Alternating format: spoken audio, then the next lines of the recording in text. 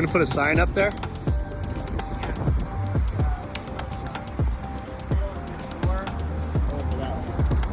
Middle of the door all the way over there.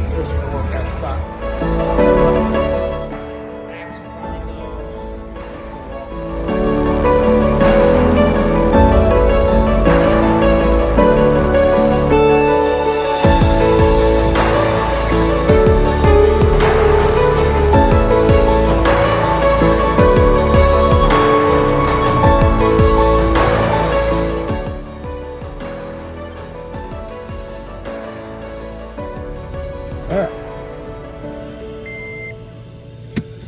Going mobbing.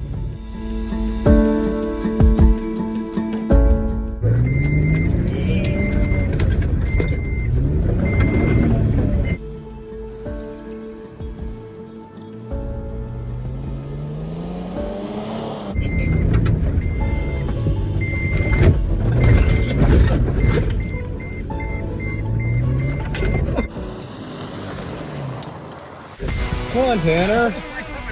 Buckle your seatbelt. What are you telling the kids?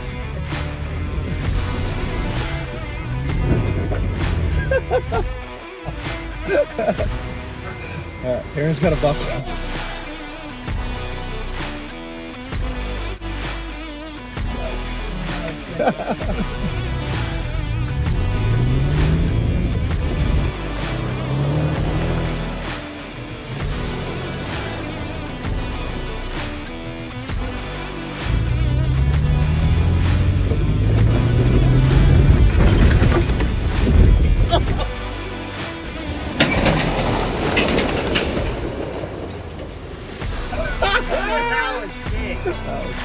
Alright, you're good.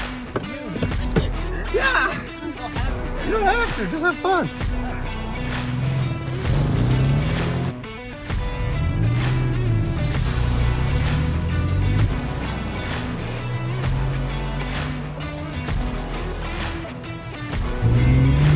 Watch the water pumps go the bucket side.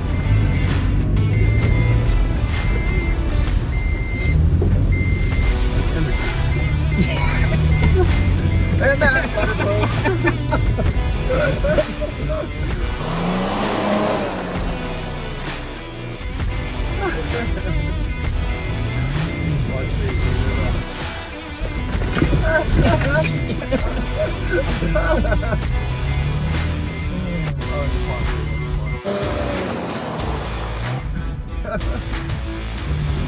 That's the force.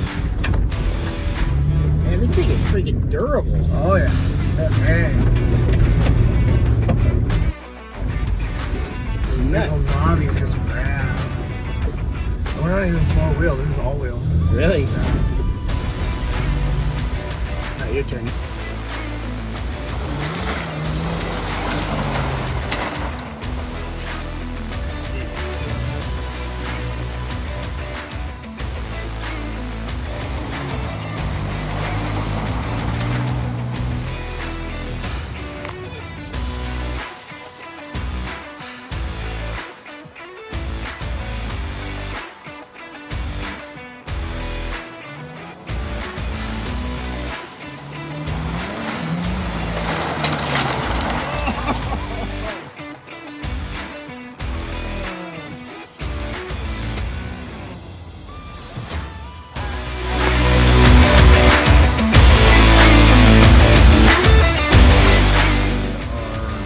currently in the front seat of my FJ that you saw mobbing.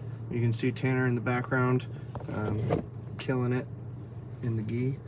So Tanner, I wanted to have you on our first episode to talk about our new gym coming up, talk about our promotion, and then I wanted you to first though recap us on how the team's been doing the last couple of years.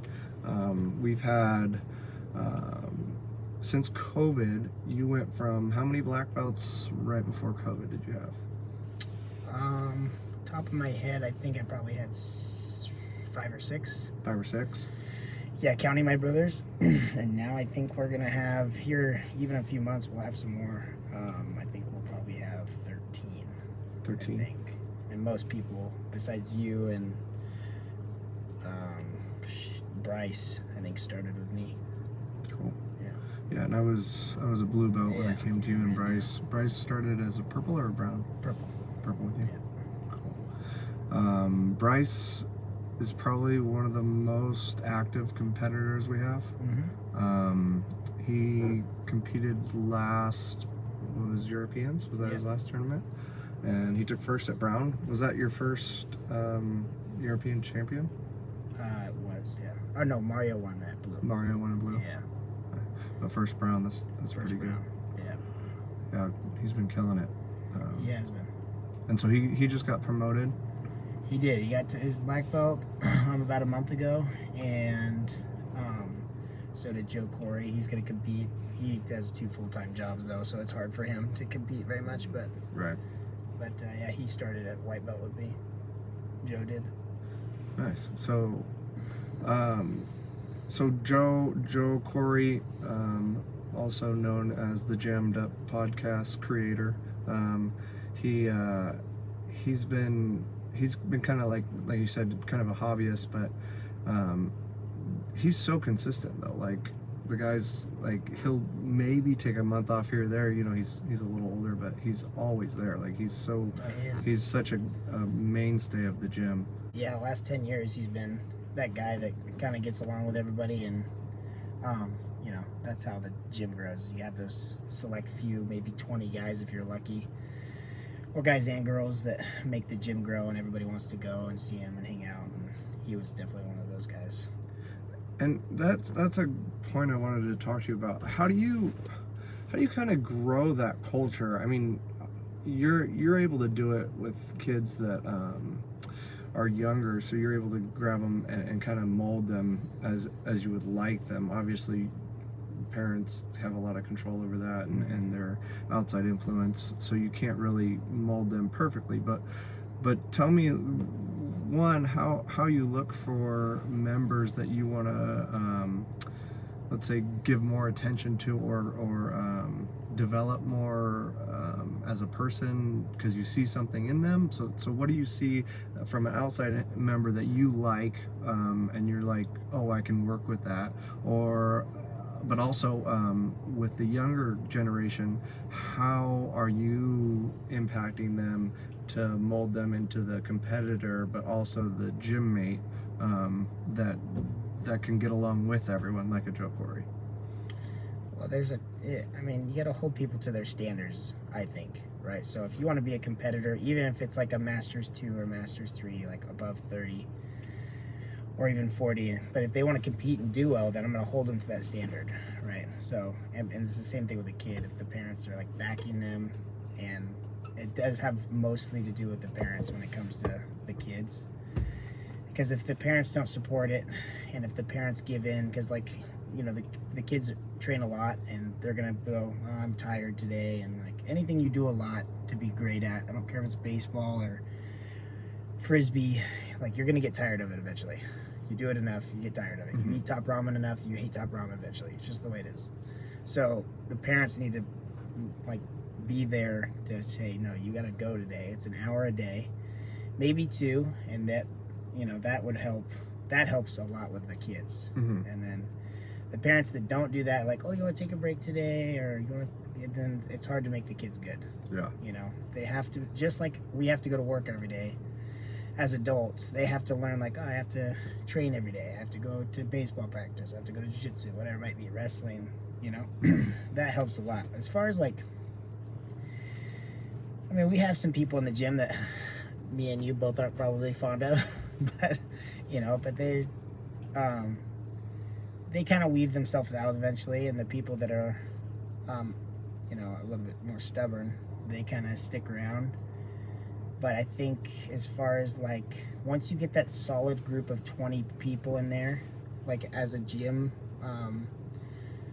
just an all-around core group of people, then everybody else kind of weaves themselves out. They either fit in or they don't. Right. And you have to make it available for everybody, but within reason. Yeah, so I wanted to touch on a point you made a little bit earlier with the parents and how they play into.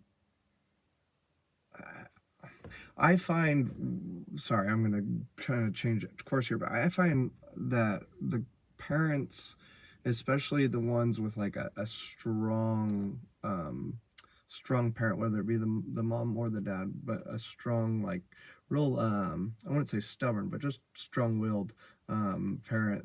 Those are the kids that I see do well because they won't quit. Their kid's gonna, my kids, for example, they'll tell me 1,000 times that they want to do jiu-jitsu, and then when it comes time to it, they're like, no, I don't want to do jiu-jitsu. I'm not doing it today. And it's like, no, you committed. We're going. Like the gi's clean. We're heading to jits. But it's those parents that are holding those kids accountable. I think those kids. I mean, from coaching wrestlers, I find those parents. I mean, for instance, Carlos, who we trained with this morning, his parents. I mean, get in the car, Carlos. You're going to class. Like Exactly. No, there's no question. You're going to class. We're going to drop you off. We're going to be there, but you're going to go get the work in. Mm-hmm. So I just wanted to go off on that tangent because I think that's so important when developing athletes is that strong-willed parent that can mold the chaotic child into a disciplined being. It's so hard to do, but it's so necessary. But there's a balance as well, right? Mm-hmm. Like too hardcore of parents can ruin it for a kid. Like we were just talking about that with one of the wrestlers. Like that, it just there's two lines to like you can be too strict, and then you can be, too lenient, right? Yeah. So you have to find that balance. When it all said and done, like especially the kids, like some of our kids want to like do it, and their parents think they can do good, and we also think that, you have to look at it like, okay, maybe they take a half hour private 4 days a week, and they take an hour class a week. It's an hour and a half. Mm-hmm. Not a big deal. Right. Like, if they have to learn like the discipline of like, I have to show up and do this, and then I can do fun stuff afterwards. Mm-hmm. Yeah. Yeah. I've seen kids get driven away by their parents as well, which is sad because usually they're the most talented freaks of nature that would be amazing, and they do one thing wrong, and then dad or mom's over there going like telling them what they did wrong or how bad they suck or you did this wrong. And it's like, dude, that's not how you go about it. Yeah. You gotta be there, tell them it's okay, work harder, and it's very simple. It's not rocket science, that's for sure. Yeah. So like, how did your dad do it with you? I mean, when did you start? So I started when I was like 6, and it wasn't like every day. It was like 3 days a week because we didn't have anywhere to train at the time. So we were just training in our garage with my older brothers and him, and then a few other guys, my dad's friends. And we just started like that. And then once we had a place to train, then it was 5 days a week. Sometimes 7, depending on, but it was 5 days a week after that. When I hit like 13, I loved jiu-jitsu off the bat, but when I hit 13, I wanted to play basketball really bad in high school. But my dad's like, okay, that's fine. But then instead of doing the kids class, you're going to have to do the adults class after your basketball practice. I'm like, all right.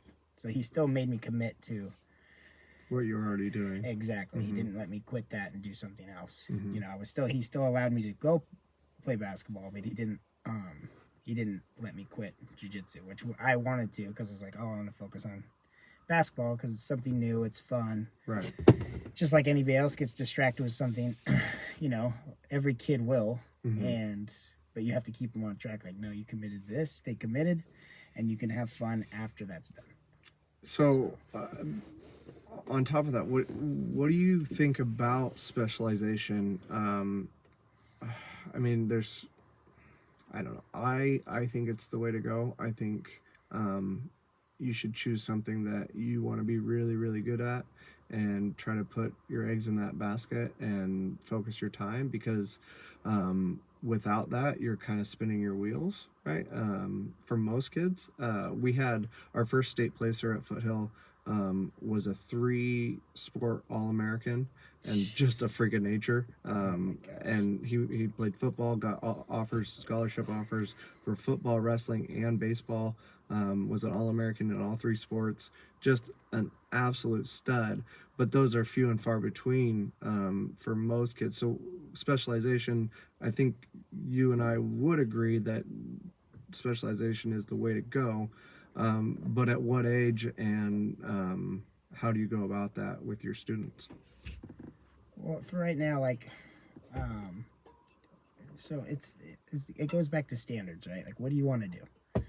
You know, like, do you want to do this? Like Carlos, you know, he wanted to do it. He was an awesome wrestler. He went to state, right?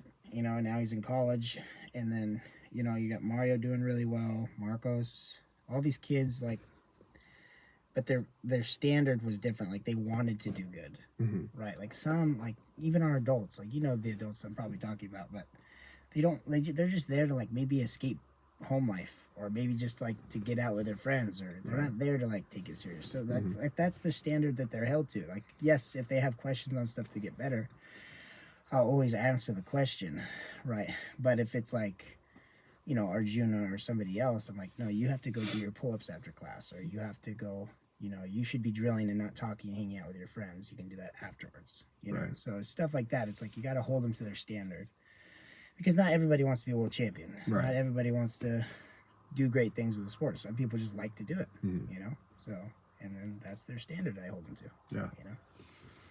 Yeah, I mean, I found, so I wanted to touch on kind of how we met, and then we can go back to our current competitors and how they've been doing.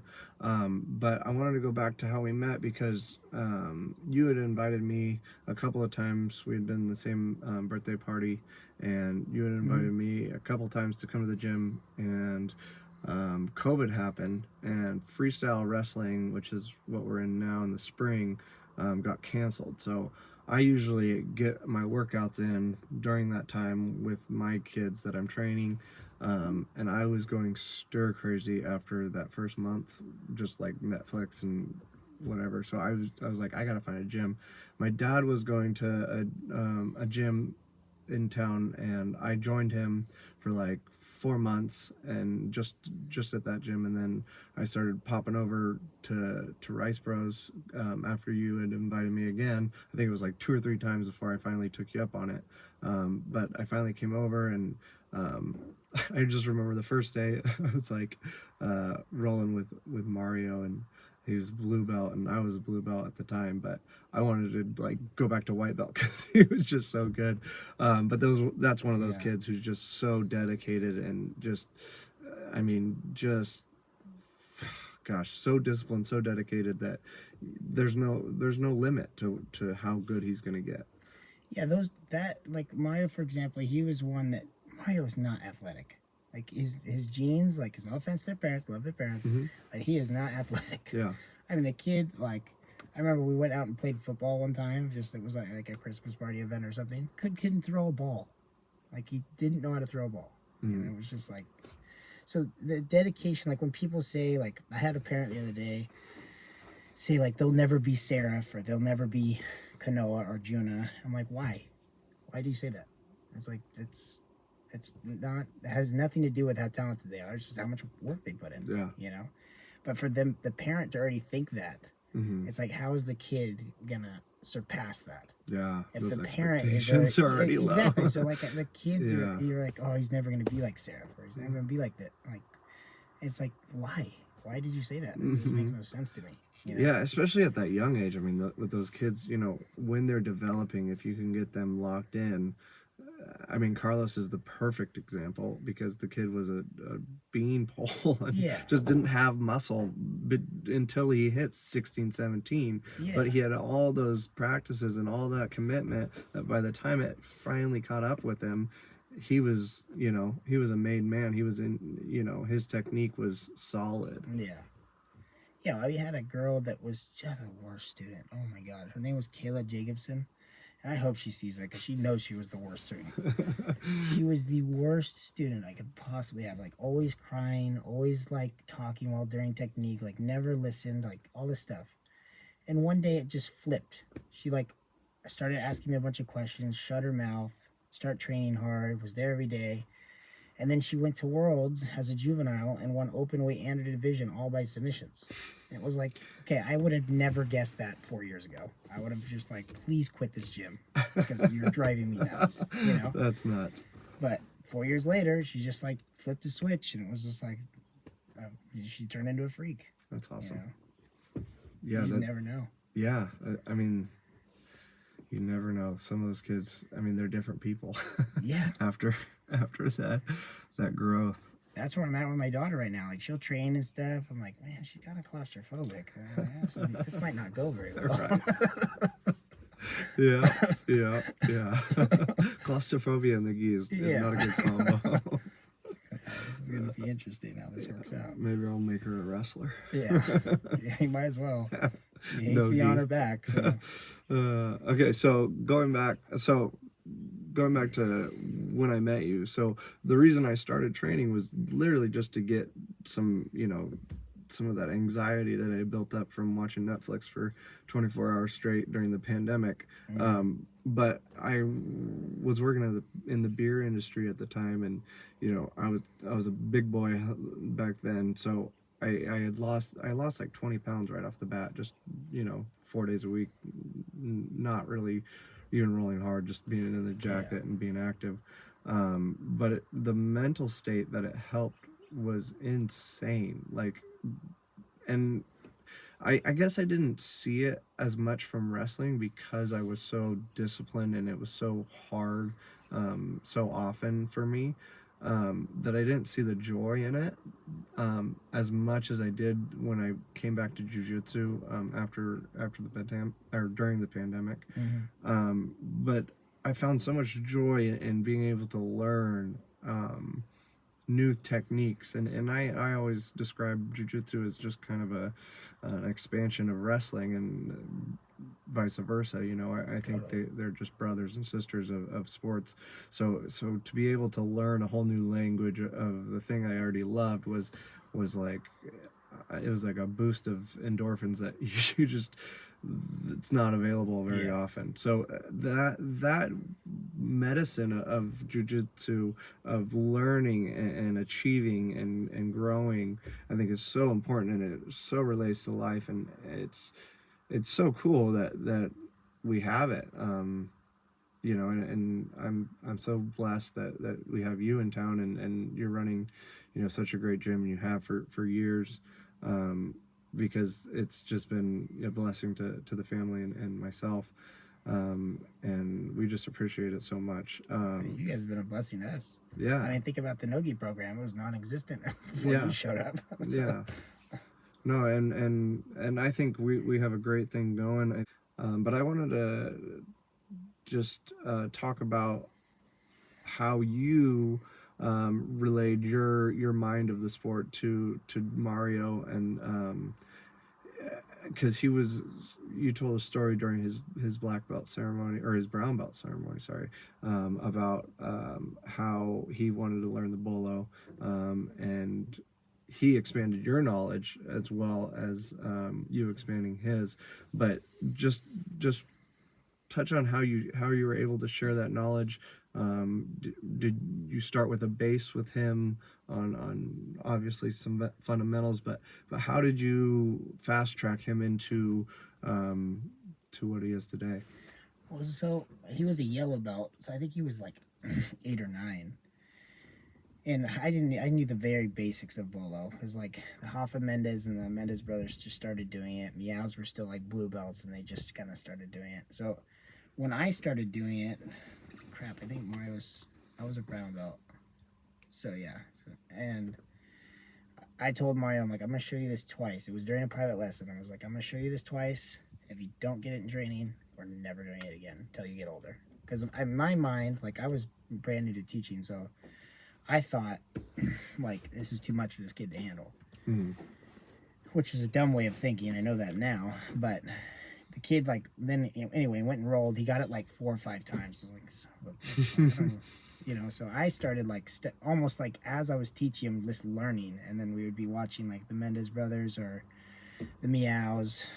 They would do it, and we would watch and and it was cool because we would just drill it, and we did a million different reps, and I was drilling with Matthew and Sam at the time too, my brothers, and we would just start creating stuff off of just like drilling it, and like, okay, you know, we would start a position from top or from bottom like a bolo, and then we would just like kind of roll ourselves over, like, okay, how can we get here from top? And then we'd just kind of keep expanding. But Mario took it to a different level because he's built for it, right? We weren't very built for bolos, so he took it because he's short and he's just really flexible. He took it to a different level to where he was doing stuff that, like, there was a couple of things that he did during training that he figured out as a kid that I was like, damn, that's sick. Okay, so we're gonna mess with that more, you know. Yeah. So you can learn anything from anyone, especially in grappling sports. I think. Yeah. You know. No, for sure. It doesn't work until somebody does it, right? Like, you know, and then you see it happen in a tournament or in a MMA fight or something. It's like, well, shit. I wish I would have stuck with that. Yeah, yeah. So, what kinds of new techniques are you seeing out there? I mean, are you seeing new techniques? Are you seeing new chains of moves together? Are you seeing patterns that are popping up in the Jiu-Jitsu world lately? A lot of long stepping. Like, a lot of people are long stepping now. Like, a lot. Thanks, Tiny. Like even blue belts through black, everybody's long stepping. So that's branched off quite a bit. And guard, I wouldn't say too much. You know, it's like we thought for a long time pulling with double collar grips is a terrible idea because the guy has his arms free, right? Well, now people are doing it because they're pulling so hard that their feet go past and they can't move to like jump over or pass quick. So it's like, okay, until somebody does it, it's like, you know, you just have to keep your mind open. Otherwise, any sport will leave you behind. Anything. Yeah. You know, so you have to constantly evolve and be willing to learn. It's like with the Gracies. Like, I love the Gracies. I think they're awesome. But when they hack on like Del Hiva or Bolo, it's like, guys, it's like obviously working. Come on, like, don't just hack on it because you didn't create it. Right. You know what I mean? So, All right, we're gonna take a quick break. All right. So we left off. We were talking about you training Mario, and then kind of the new techniques that are kind of popping up that you've been seeing. What are some throwback techniques that you're seeing that you think that are coming back into style? close guard for gi and no gi is huge right now. Let's see. Staying on your knees passing, especially no gi, is huge right now because of all the leg locks that are coming out. That's brand new stuff. Yeah, Bryce ran into that at the trial, the West Coast trials. Yeah. His guy just planted on his knees. Yeah, which is smart, right? It's just going, you know, there's a basic way of going about like dealing with a leg locker. And there was the Kynan and Craig Jones match, which Kynan was just like, okay, I'm just going to keep your hips on the floor and not let you elevate at all, right? That was probably the most boring match of ADCC. It was very boring. Yeah. But to beat Craig Jones, you gotta be a little I boring. would play that game. Yeah. Yeah, screw playing that game. Yeah. I mean, it's like what he did to Leandro, right? Leandro went out there, and Craig was just like a nobody at the time. Yeah. And, you know, he stood in his Del Hiva, and that's exactly what Leandro loves to do. And then Craig was just like all over his legs until he eventually got his back. I was like, all right, well, that's a bad game to play with that guy. You know. Yeah. As far as new techniques, though, I feel like closed guard kind of made a comeback the last couple of years, especially in the gi, because all the control that you have. Uh-huh. Bolo's still a big thing. 50-50 is still a big thing. Worm guard kind of took a side seat for a minute. Yeah. Thank God. Jesus. Well, people are getting too locked in with it, right? It's just bad enough. Like we have, I love gi jiu-jitsu, right? But it's like bad enough where you have to if a guy has a really strong grip, it takes a minute to get out, Mm-hmm. But now you have his leg wrapped up with my leg in my clothing, It's like Right. this is I think it's super effective, but I don't. It's just for a spectator sport. I don't. If somebody pulls into worm, I want to turn the other way. Right. I don't want to watch it. So. But, yeah, I think no-gi would probably have to still be the leg locks. I feel like everybody's still coming out with leg locks, new ones even. Even the Bato, he's coming out with that hip lock. The He's just Z-lock. destroying people's hips. Yeah. Yeah, that one's gnarly. That'll just break somebody. Yeah. I mean, when you get that locked in too, that was kind of the position we were in the other day. But when you get that locked in, it's just like if you can raise that hip, it's gnarly. Yeah. All right, we got to pause again. We got the warden calling. That was 25. Yeah, dads are scary. Yeah. So we just got reprimanded for some mobbing we did. Dad was not happy. Okay, so I talked to my dad later and realized that he wasn't mad. He was just wondering what we were doing. But how can you tell? I mean, look at him. That was our happiest day ever. Can you tell he's happy? But going back to parents, how did your dad deal with you when you got to a level where you knew more than him? And that was... Yeah, I was pretty young. Probably pretty young, but yeah. But how did he deal with? I mean, because he was your first coach, right? I mean, he kind of taught you the first kind of bits of jits. Mm-hmm. But how did he react? How was that dynamic? Well, to be honest, he was on some testosterone replacement at the time. So when I first tapped him out, I honestly didn't think that big of a deal of it. I was more excited to tap out my older brothers than anything. Mm-hmm. But my dad, I didn't think back of the deal, but he grabbed a dumbbell and chucked it against the wall, and I was like, oh shit, I think I did something wrong. But he he was proud of me. He said later on, hey, I shouldn't have acted like that. But he was gosh, he was probably 46, 45, so he was kind of on his way out, and I was learning all this cool new stuff because he would send me places to train. The stuff that he didn't know yet, so it was just bound to happen, and he knew that. It wasn't he was oblivious to it, but I was just a scrawny 150 pounder at the time, and he was a big dude, so yeah. It was hard for him to... I think it was just a shock, I mean, it's gonna happen eventually with all of our kids probably, right? So I mean, I expect it. It's I remember the first time I was training with Mario, and Mario did this reaction, and I was we were working double guard pull, but I was fully resisting, and he did this opposite spin and ended up on my back. I'm oh. Yeah, Cam got me the other day. We were doing Greco, and Greco's where you don't touch the legs or use the legs in wrestling, and he's really good at it. So he just took 5th at the Europes, and that's nice. That's the style he placed in. But he caught my arm and tipped me to my back for 4 points in that style, and yeah. I was like, that little 95-pound little sucker just caught me and put me on my back. But that's so fun when you're well, I had a part in that. It's not just it's not just that kid just beat me. It's no, I trained that kid to beat me. I finally achieved my goal, right? Because that's how you look at it. And everybody should look at it like that. It's not about the winning and losing. Oh yeah. I mean, we're never gonna give free points, but when they earn them, then it's okay, yeah. you've arrived. You're competitive. You should be very happy when that happens. Mm-hmm. Yeah, you have an ego problem if you get upset about something like that. Yeah.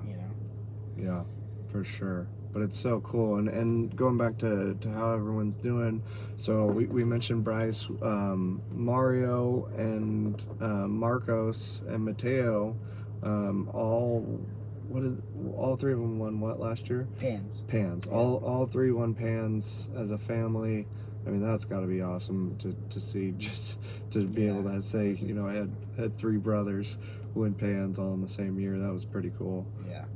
And Marcos double golded this year, last weekend. Mm-hmm.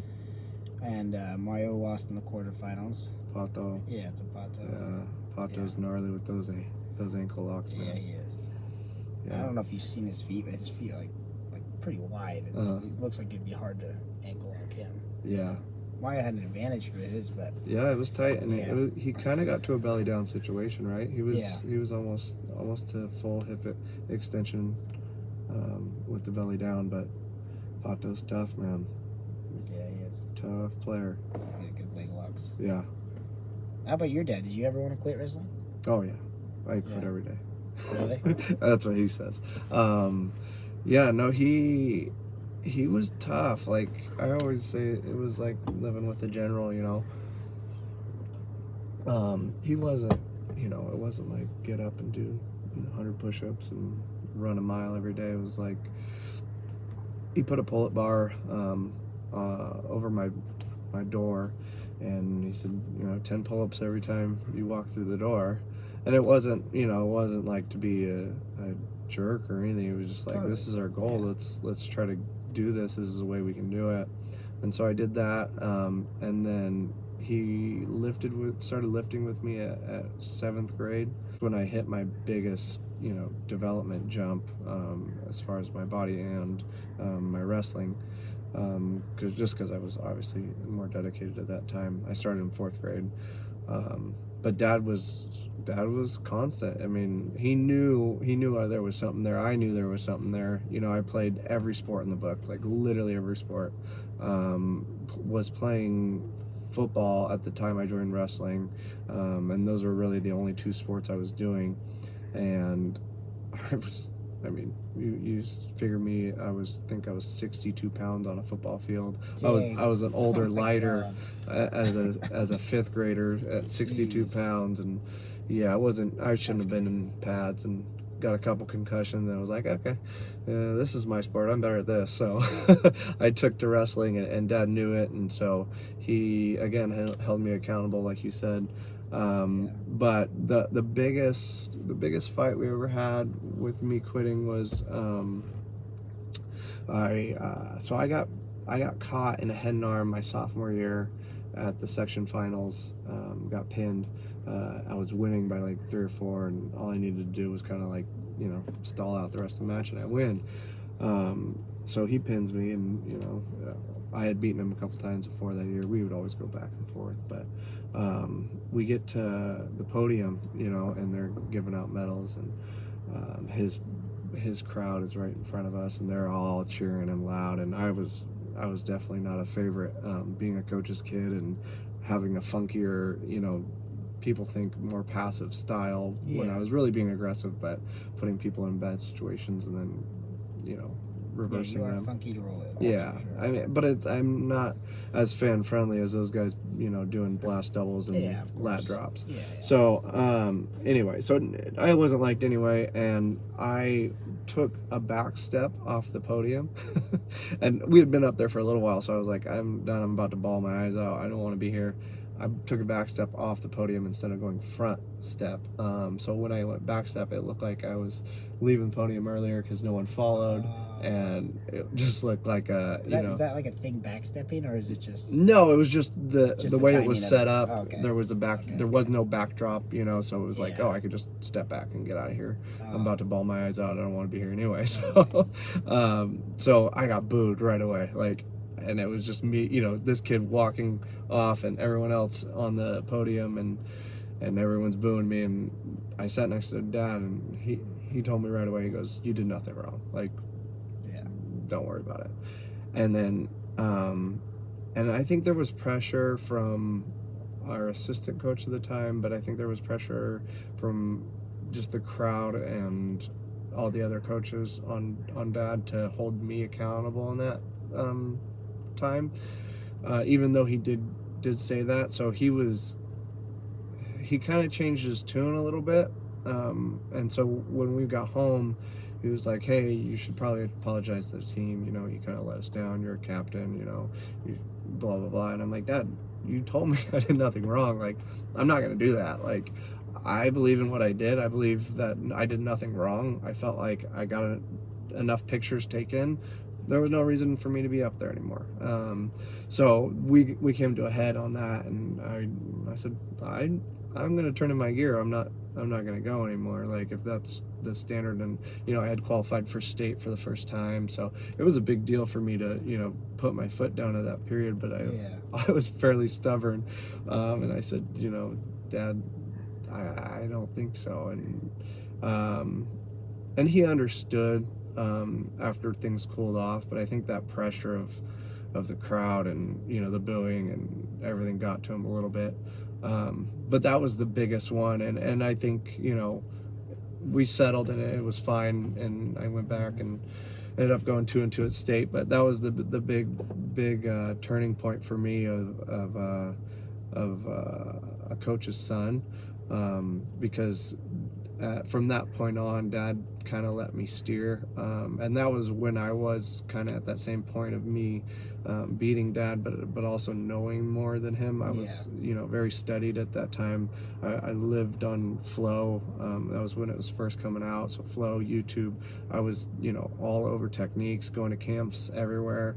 So I had somewhat surpassed that at that point.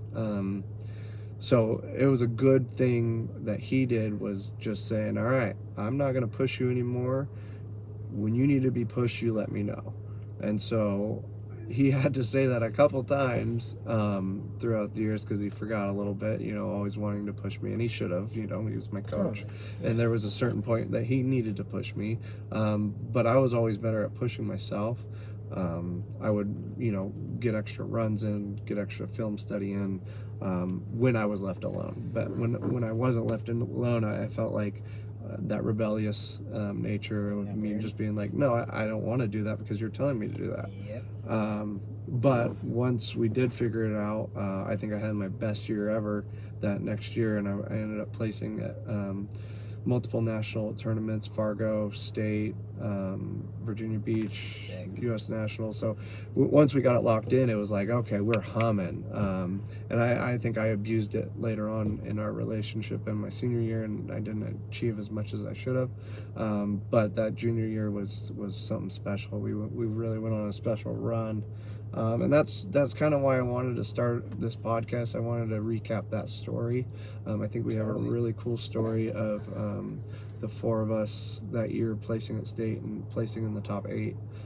So I want to do an audio book, an audio visual book with that later on the YouTube page. So watch out for that. That's going to be coming. But for now, let's circle back and let's touch on Masters Worlds. Last year, we had Bobby take second, and was it Hope take first? Yeah, Hope took first. So those were great achievements. And then Dee Dee beat at the time, because we just had bands last week, beat the current band champ that was in Santa Cruz. Yeah, she killed and then it. Nick also won that tournament, and Nick's going to be flying out to Chicago today or tomorrow for finishers only, so we're really stoked on that. He's got a great opportunity, and he's in great shape. He's got a great black eye to boot, so he'll be looking good on flow on Saturday. Yeah, he's an athletic freak, that guy. Yeah, so he's one of our more recent black belts. Yeah. I am, we mentioned Bryce and Joe. Yeah. And then Nick is pretty recent. You're pretty recent. Nick is recent. Yeah. Yeah. So we got a gaggle of black belts. It's pretty cool. Santa Cruz in a month. Yeah. Month from so yeah, let's go ahead and go into that. Let's get your competition schedule for the next few months. What's going on? I'm gonna do Charleston on the 15th of April, And then I'm going to do Santa Cruz April 22nd. And then do you remember when the one in Colorado is? May 13th. May 13th? Yeah. Is it the Nogi one or the... That's the ADCC. Okay, so So I'm you're going going to the be... weekend before. Yeah, you're going to be It's competing. Colorado, and then hopefully like Masters Worlds. If I do good at these next three, then I'll qualify for Worlds and definitely do Worlds. So that'll be good. It'll be good. I haven't done an IBGF in 4 years, so Nice. it'll be good to finally get back there and do stuff. So I just got. I think after Komoro was born, it was hard. That just kind of. I think my last one was like Marighella, so I fought Felipe Trovo my first fight. It was a tough fight. Then I had Marighella, and he just like schooled me the next match. I was like, God, I should have just like taken this year off and focused and like not, pushed anything. So then I kind of got in a rut because then COVID happened and all that crap, and then it just was hard to stay motivated. As you said, you just sat there like, geez, what am I training for if they're just gonna keep everything shut down? Yeah. And then they took Pans and Worlds out of Florida or out of California one year and moved all the way to Florida. Mm-hmm. So then nobody else from here in Redding, California wanted to like train hard for Worlds to go all the way to Florida because it's expensive, So it was just a lot going on. Yeah, and then with the current gym, the landlord with the current gym, and trying to get ready for the new gym, and all that was, just everything kind of came up at once, and so you took a little time off from competing, but you're coming back. What's the motivation? Just want to get back into the swing? I just miss it. Yeah. And, I got distracted with marriage and stuff, and then it just everything was just going in different directions, and competing didn't make sense at the time. Mm-hmm. And that's what I got into this for. I didn't even get into it for teaching. I just loved competing. Right. So, but we needed a gym to train, so that's how I started teaching. Mm-hmm. But I just miss competing, the rush of it. And I there's feel like nothing I else. honestly will do maybe even better now because I feel like I have less pressure. Mm-hmm. Before I put a bunch of pressure on myself. One, I would work. It was a stupid amount to where I was hurting myself body wise. Overworking a little bit. Yeah, and it was just that was, and then that would add pressure to myself. Now I'm training, but it's I want to work out, I'm gonna train, but I'm not gonna hurt myself in the process and just enjoy what I love doing. So yeah, and then now you're going to be competing in the gi, and then we have a little bet going, or a little deal going, that I'm going to do gi nationals, and you're going to go to Colorado and compete at ADCC, right? Yeah. So that'll be fun. When's the last time you competed in no gi? I think it was 2014. Really? I fought and lost to Keenan. Oh, that was in New Barja? Yeah. Yeah, that was and I only trained 2 weeks of no-gi before that was no-gi world, so yeah. Now I have to definitely take it more seriously because no-gi has made leaps and bounds since what it was 10 years ago. Right. So, Yeah, no, it's getting interesting. There's so much ingenuity with it right now. I mean, like you said, with the Z locks and the toe holds and the all the different ankle locks and Mikey locks, there's so much coming down the pipeline. It's fun to play with for sure. I've obviously been loving the ADCC style of matches. What's your preferred style of rule set and matches? Do you like the IBJJF just because you're used to it? I like gi more. But I think reaping should be allowed in the gi, and I think double guard pull. Whoever comes up should be just 2 points. Because if you're both in guard, I look at it if you're both in guard, whoever's on top first is points. Right? You sweep them. Right. Whatever. That's their fault. They sat down at the same time. So I think that would be so much more entertaining. These whole the leg locks. A lot of guys won't leg lock in the gi because they're so scared of reaping. It's what does reaping actually do to your knee? It doesn't do anything. Right. It's what you do afterwards in a reap. So. I loved 5 grappling a lot, but I think the guy passed away. But he was doing a great job with events because it was exactly that. If you double guard pull, you sit up's 2 points, and then if you and you can reap in the gi as well. And then you can't heel hook, but you can straight ankle lock with the reap. You can toe hold, you can knee bar, all that stuff is fine. So I really loved that rule set, and I hope that comes back. IBGF, I think, needs to kind of fix their stuff a little bit, but maybe pay athletes. That'd be nice. Yeah, great. That'd be sick. But, Yeah, we were talking about that a little bit this morning. yeah. And if Mo takes over, which he talked about that recently, like taking over gi maybe eventually, then IBGF's going to have to, like, wake up and see, because that'll be easily become more popular within months, you know, if Mo does that. Yeah. So, yeah, that'd be crazy. Yeah. And then, so when we run tournaments in the new gym, so we're got a new gym coming about 2 months away. Yep, June 1st is our plan. So we're gonna have about 8 mats space for tournaments. What kind? 5,800 square feet of mat space. Awesome. Yeah. So. And what? I would like that. You want to play like with the some five input grappling? with you, yeah. You know, if you double guard pull, like if whoever sits up first on top is 2. You know, the reaping should be allowed, in my opinion. Toe holds for purple enough, because once you do IBGF and, you know, ADCC too, I think they allow for advanced, right? They only allow. I think they changed it. No, they did. I think they're just not allowed to do slams anymore. Oh, okay. At least that was. Yeah, so like everybody's like the leg lock game's kind of jumping up in every sport, even IBGF. So I think like letting the blues and purples toe hold each other would be good. You know, knee bars are fine. You know, so I think it would just, and it would be entertaining. You had that good idea about the wrestling. Yeah, so I want to do patent pending, so don't steal my idea. I want to do a takedown only style jiu-jitsu, sort of like ADCC in the finals, but keep it on the feet, so that way you're going to see a lot more flying submissions, and I'll do a separate video and kind of explain the rule set, but basically it's first to 5 takedowns wins, or first submission wins, and you got like 5-6 minutes to do it.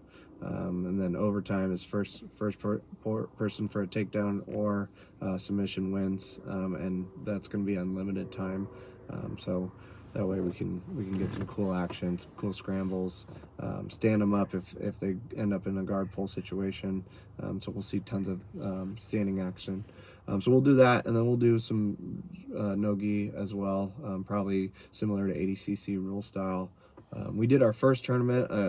Longo and Greg and Christian. Who else was involved with that? Just them 3. Those 3 really headed it up. They did a great job. We did a blue belt promotion for a tournament of white belts, and they did wild. I enjoyed that. They It was did a so much great fun. job. Yeah. And they did the ADCC style rule set with the gi, which was pretty cool. We saw some crazy action at the beginning because of it, of each match, because guys they knew it was submission only for that first period, so they really went after it. So I think that's something that we should look into as well, because that made it a lot of fun. Totally. I love That was that such a fun submission only kind of stuff. Yeah, it was a blast. I think that would be cool in the gi too. Your wrestling rule set. Oh I yeah, think that would be a fun. blast. Yeah, Because it would favor like judo. Mm-hmm. And it would favor wrestlers, obviously, but I think it would be sick. Yeah. Hanato would be world champ for sure. Nato In the would be gi, good. that guy's so annoying. You just run around. Oh my gosh, he's exhausting to roll with. He never stops. Do you even get grips on it? Or you just dancing Oh, he around? does. I feel like running I'm around? chasing, like playing tag, like with your dad, and you can't touch him. You know? Yeah. It's like, jeez. That's funny. Yeah, he's a tough. Yeah, so we want to do tournaments at the new gym. We want to do hopefully some wrestling tournaments, some straight wrestling, collegiate, freestyle, Greco, all styles. We really kind of want to pump out tournaments at least, once every other month. I think once we get it going, So we're gonna have a cool spot to come do tournaments. JJ World League's doing a great job down where are they located now? Stockton the one we've been mainly. doing mostly. Yeah, so that's such a nice local one. We want to add another local flavor. We talked about our grand opening or our soft grand opening, doing an in-house tournament. We're thinking about doing all the AJJ guys, invite them up, all the Rice Bros schools, invite them. Speaking of AJJ, we have 105 people going to JJ World League. That's awesome. Yeah. Yeah, watch out I for think we have 60 in Santa AJJ. Cruz. Yeah, it's gonna be a good year. So Yeah, we want to. Yeah, the tournaments will be good, and it's a perfect spot for anybody in like South Oregon, even Middle Oregon, and Sacramento. You know, Sacramento actually doesn't run that many tournaments. It's usually Stockton, which is like an hour and a half past Sacramento. You know, and then even like Chico. You know, there's 3 schools there. yeah. And there's like, school. Quincy has a school, and we just don't have tournaments that are close at all. We should though. Yeah, we need to start getting some more tournaments up here. Wrestling too. I mean, I really think COVID had a positive swing up here. I say that hesitantly, but No.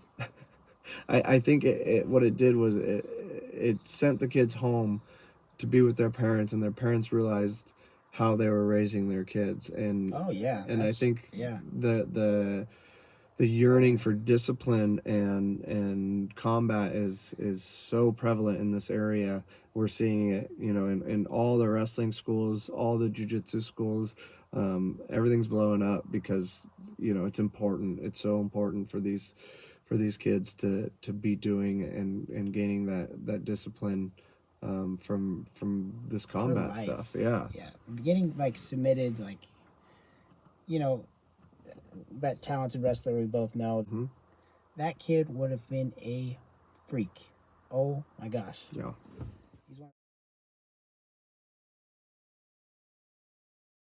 So that was probably the most favorite time I had training.